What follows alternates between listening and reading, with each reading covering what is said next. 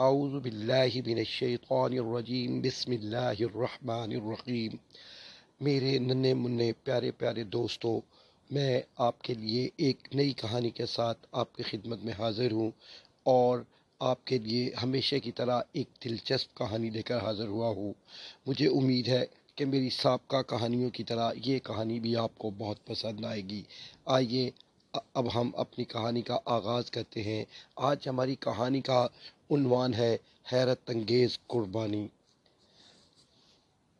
اس کا ایک ہاتھ کٹا ہوا تھا، چوری کی سزا ہی سے کٹا تھا۔ یہ بغداد کا مشہور چور تھا، لوگ اس کو ابن سبات کے نام سے جانتے تھے۔ ایک رات وہ بغداد کی گلی کوچوں میں اپنی فکر میں گھوم رہا تھا۔ گھومتے گھومتے وہ ایک حویلی کے پاس پہنچا، اس کے چاروں طرف گھوما اور دل ہی دل میں خوش ہوا۔ یہ تو کسی خاندانی رئیس کی حویلی معلوم ہوتی ہے۔ یہ سوچتے ہوئے اس نے عالی شان حویلی کے پھاٹک پر دھیرے سے ہاتھ مارا۔ ارے یہ تو کھلا ہوا ہے! اس کے ہونٹ ہلے اور وہ دبے پاؤں اندر چلا گیا۔ کیا دیکھتا ہے کہ ایک کمرے میں کھجور کی چٹائی بچھی ہوئی ہے، چمڑے کا ایک گاؤ تکیہ لگا ہوا ہے، وہ ایک گوشے میں کپڑوں کے کچھ تھان رکھے ہوئے ہیں۔ یہ تو کسی تاجر کا مکان معلوم ہوتا ہے۔ کپڑے تو بڑے قیمتی ہیں، لیکن جائیں گے کیسے؟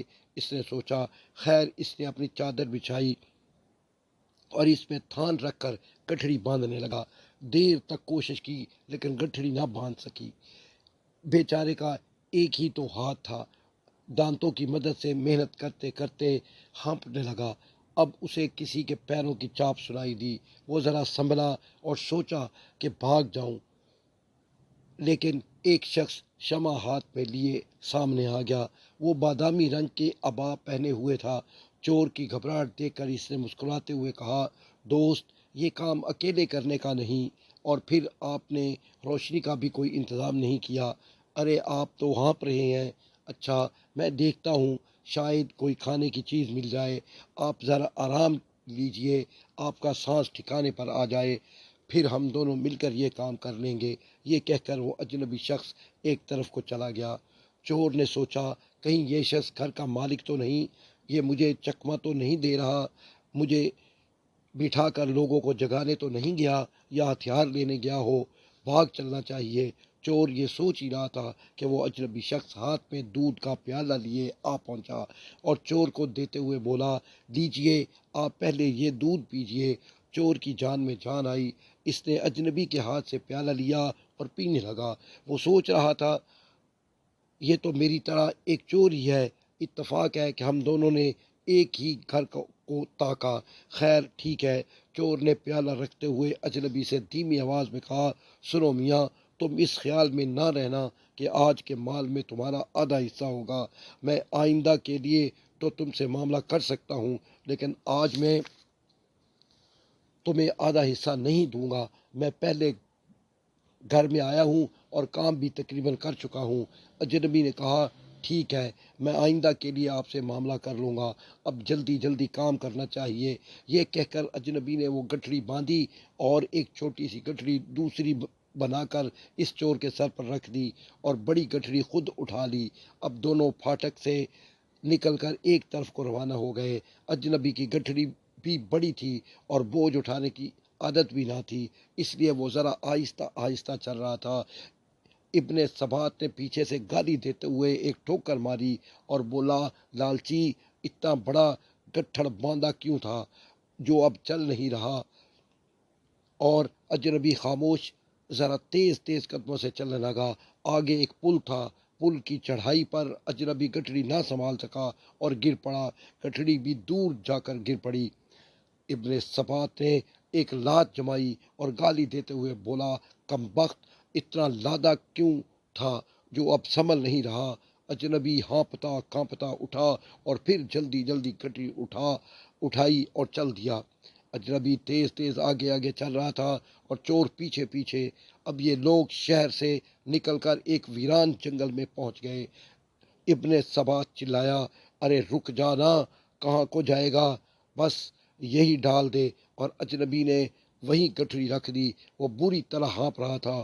اب اس نے ابن سبات کی طرف مسافہ کے لیے ہاتھ بڑھایا اور نہایت عاجزی سے بولا، بھائی، آپ کے کام میں مجھ سے بڑی سستی ہوئی، آپ کو بڑی تکلیف پہنچی ہوگی، معاف کیجیے گا، یہ کہا اور اپنا ہاتھ چھڑاتا ہوا اپنی راہ پر روانہ ہو گیا۔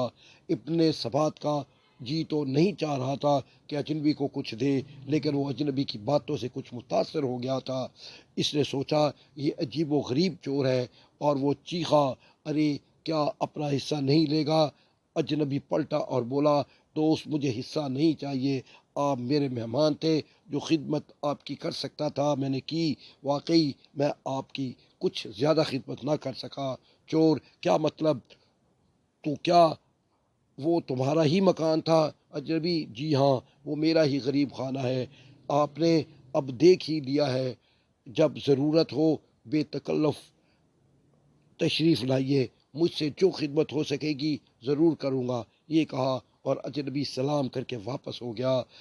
ابن سبا تھکا بکا اجنبی کو دیکھتا رہا، اس کے منہ سے ایک لفظ بھی نہ نکلا، جیسے اس کے ہونٹ سل گئے ہوں۔ وہ سوچ رہا تھا کہ یہ کیسا عجیب و غریب آدمی ہے، چور کے ساتھ یہ سلوک، اور پھر آئندہ کے لیے بھی آنے کی دعوت دے گیا۔ یہ بے نفسی اور خاک ساری، راستے میں میں نے اسے کیسی کیسی گالیاں دیں، لاتیں ماری، اسے گٹری رکھتے ہوئے کسی عاجزی سے کہا، معاف کیجیے گا، میں نے آپ کے کام میں بڑی سستی کی ہے، یہ تو کوئی فرشتہ تھا۔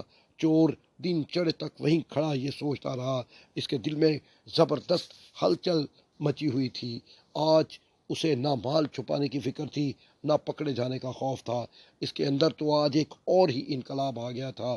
اس کا دل دھڑک رہا تھا اور وہ بے چین تھا کہ اپنے اس موسم کو ایک بار اور دیکھے، اور وہ بے اختیار شہر کی طرف روانہ ہو گیا۔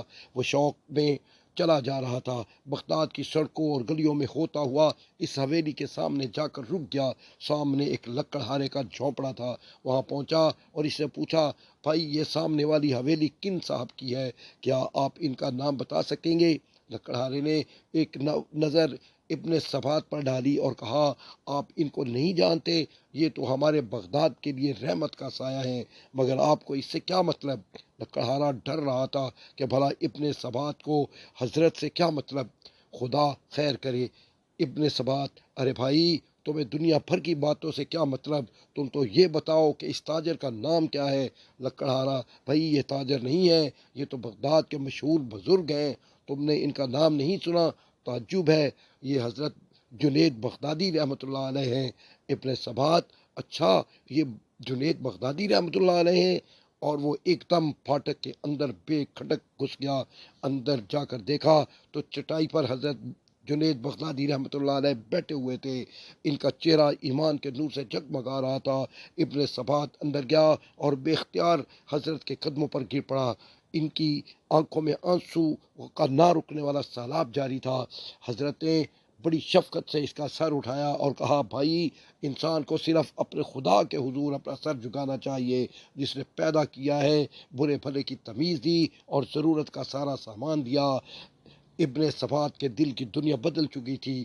حضرت نے انہیں بیعت کیا اور یہ حضرت کے بڑے اہم مریدوں میں شمار کیے جانے لگے۔ تاریخ نے اپنے صفحات میں ہمیشہ کے لیے ان کا نام محفوظ کر لیا، اور آج جب حضرت ابن ثبات کا نام لیا جاتا ہے تو گردنیں عقیدت و احترام سے جھک جاتی ہیں۔